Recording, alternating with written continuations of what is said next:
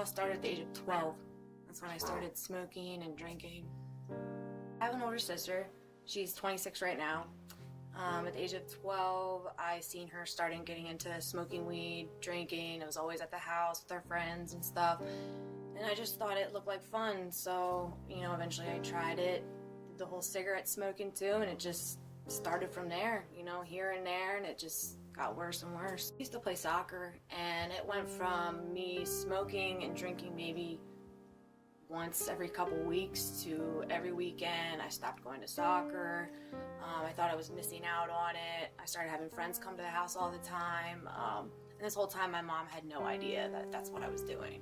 I basically hid behind my sister. When she was doing what she was doing, I was able to kind of like sneak by. Every time she went out to smoke a cigarette, I just said I was out there sitting with her when I was really smoking with her. So I was able to kind of hide it from her for a while. Through that age, she also got worse and into other things. We've had the cops at our house because of her. She's tried to kill herself. We've had ambulances at our house. She was sent to psych ward. She used to come after me with like forks and knives, and it was just constant chaos with her. So I was able to basically sneak by like I wasn't even doing anything wrong. Anytime like I was using or doing anything wrong, like I didn't want to talk to my mom, I didn't want to talk to my dad, I didn't want to talk to my sister or any of my clean friends, you could say, just for the simple fact that I felt horrible, and I didn't want them to know that that's what I was doing. And I knew if I was talking to them, they'd be able to tell, but in the same sense, they knew anyway because I wasn't talking to them. I moved to California when I was 14. That's when I started going to raves. I literally went, from the first time I went every single weekend.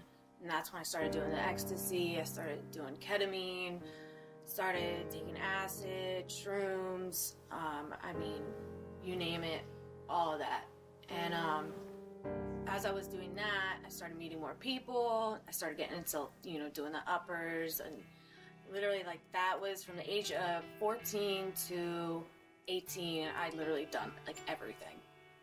So. When did you get into heroin? When I was 18, I did do heroin for about a month. I went straight to shooting it up. I didn't sniff it, none of that. After that month, alright, I moved back from California when I was 18. My mom kicked me out of the house, and I came back to Pennsylvania for 8 months, and that last month before I went back to California is when I did the heroin. So when I went back where I was living, it was a new area, I didn't know nobody, and I didn't touch it again for 2 years. But after those 2 years is when I got the California heroin, which is the black tar. So I was smoking that for like 8 months, and then after that I started shooting it up. And that's just when I started doing things that I wasn't proud of doing for the drugs. So that's just where it all like really went out of hand, like out of control. There was nothing about your childhood that caused a lot of trauma or anything? I've never had anything, as far as sexually happen to me, but my parents split up when I was probably like 2 or 3 years old, and my dad, he's a very like selfish, for better lack of words, bastard. But he like, I don't know how to explain it. He was not just physically harming me, but mentally, really bad. Like, I'll just give you one example. Like, this just happened out of nowhere. He thought me and my sister loved our mom more than him. We had a room fixed up in the basement, and he made me go down there, and he yelled down to me, "Now you can stay down there until you rot." And this was at like the age of like 7. You know what I mean? He just did stuff like this all the time. Like, we had to finish our meals and our plate, before we could leave the table. Well, at this time I had a stepsister. She's no longer my stepsister anymore. And she ate everything, and she ended up puking in her plate. And then he said, "Now you can eat that." And she was literally about to take a bite, and my stepmom came in. So like, he was just twisted. What was his problem? I don't even know. He doesn't have any drug problems. Is this your biological father? My biological father, my mom did tell me that he did have, anger issues and stuff like that growing up, but... You think? Yeah.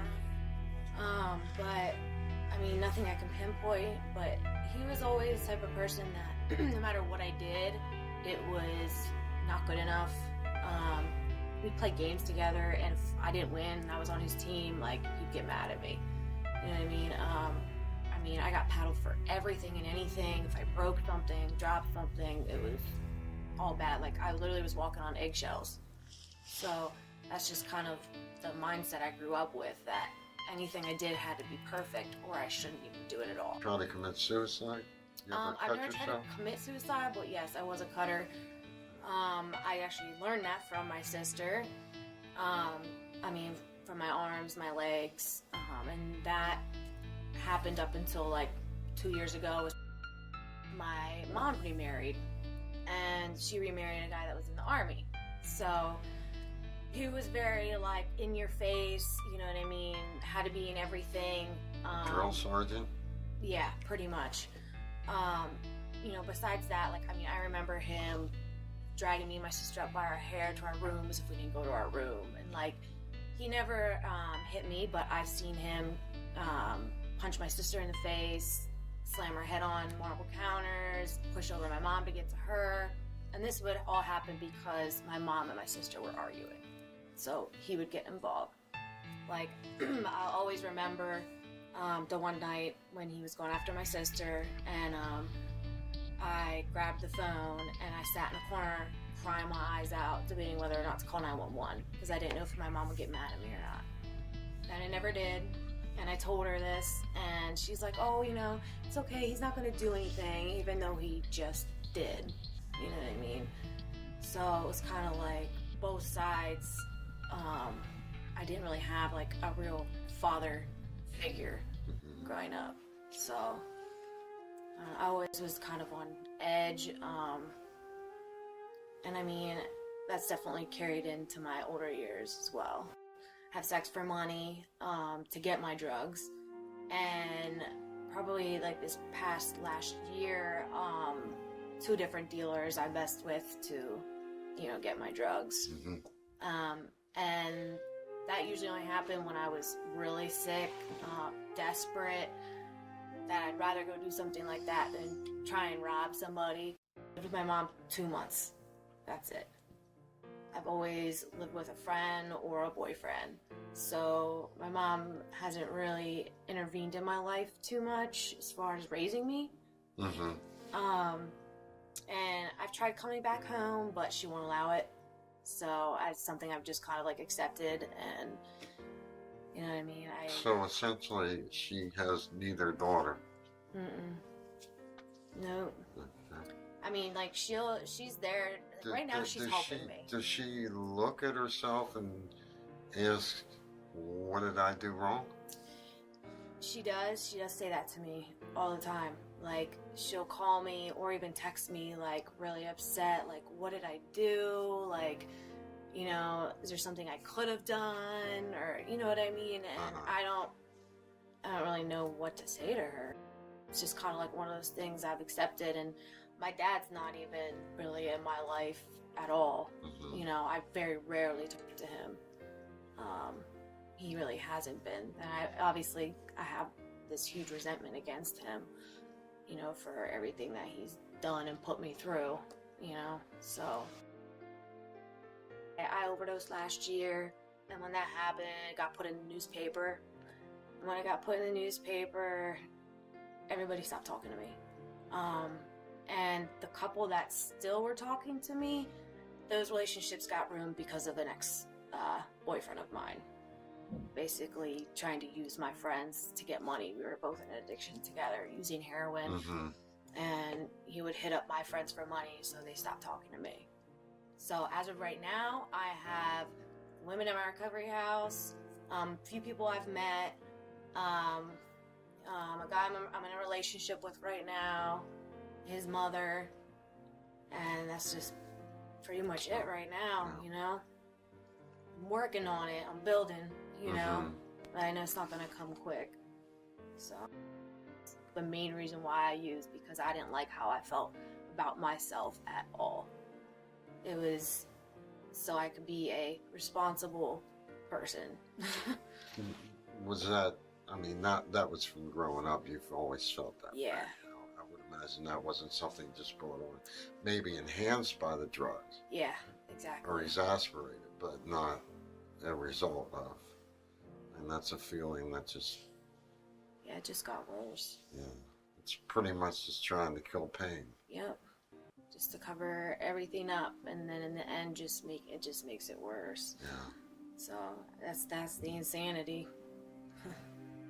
Keep doing it. In my daily life, the things that I do, it's like I hear his voice in the back of my head telling me, "Why even try this? You're just gonna fail." You know what I mean? Like just stuff like that. You know, like you're not good enough. You know. Sure. So Yeah. that's what holds me back a lot. Younger, before I can remember, that like me and my sister, if we were, you know, running around the house crazy, like my dad would tie us to a chair. Like, what? You know what I mean? So I don't know everything that's even happened to me as a child that has affected my growth and, you know, the way I think. So it kind of blows my mind a little bit, you know? Yeah. See somebody treating their child some type of way, yelling, whatever, like I get like really anxious. Like I want to go say something, or I gotta walk away, like right away. I was 6 months, and that's 6 months playtime was since the age of 12 off of everything. So it's definitely taking its toll on me physically too. Because now I found out I have a heart murmur now, and when I was in rehab, like every time I stood up, like I was getting dizzy and like was gonna black out, and they couldn't figure out what it was, and they finally took my blood pressure from sitting to standing, and normal it was 120/80, and every time I stood up it was dropping to 75/60, like in a second. That's a common. Yeah, and like I never knew like what it was. I mean, it still happens to me occasionally now, you know what I mean? Not as intense as it was right then, but it's still happening. And from shooting up that first month before I moved back to California, when I first was doing it, I'd gotten my first abscess under my arm, and I ended up having to be in the hospital for 3 days because of it. And they actually had to put me to sleep to remove it. And, you know, normally they just numb you, you know, get rid of it, but they had to put me to sleep because it was so bad. So ever since that day, now I continue to get them, and I probably will for the rest of my life. You continue to what? To get them, to get abscesses. Okay. Whether I'm doing drugs or not. What Just kind of like once you get one, you continue to get it. Disorder? Kind of, I guess. I mean, like the first one, they had gotten it. There were traces of MRSA in it, and they'd gotten it before it spread to the rest of my body. So I'd gotten lucky. That would have spread to my body, I would be really screwed right now. But yeah, like like I said, once you get your first one, usually you continue to get them for the rest of your life. Have you been tested for hepatitis and things like that? All of that. Do you have any problems producing estrogen or? No, I don't. As of right now, no. Because that's also. I have. You have had that problem. Yeah, have had issues with it, but as of right now, it's been good. Yeah. Do you still have that affinity? Do you still get that urge? What, like cravings and stuff right now? Since I've been on the Vivitrol, I actually haven't. It's actually been really even hard to think of the feeling that heroin used to give me. But prior to the Vivitrol shot, oh my gosh, all the time. All the time. And I mean, I don't know if it is because of the, naltrexone and, the mental state of it too, knowing. I'm not sure. But more than anything, the things that would take me out, not so much the cravings, it's, my mental my mental state, you know, getting in those depressive states or those really anxious states. Same with financial, which makes no sense. I can't pay this. Oh, let me go spend what little I have on getting high. You know? Sure. All the kids you see your age, you see a lot of them that are Like, getting hooked high? up. Yeah. Like around my age? Yeah. Where I just was, they had an adolescent program. So I seen kids from the age of 12 to 17. And like, that was crazy for me to see for the first time, to actually like see, okay, I was that age, you know, doing drugs. And now that I'm older looking at it, I'm thinking like, where are their parents? You know what I mean? Like, how are these kids getting this? They're so young.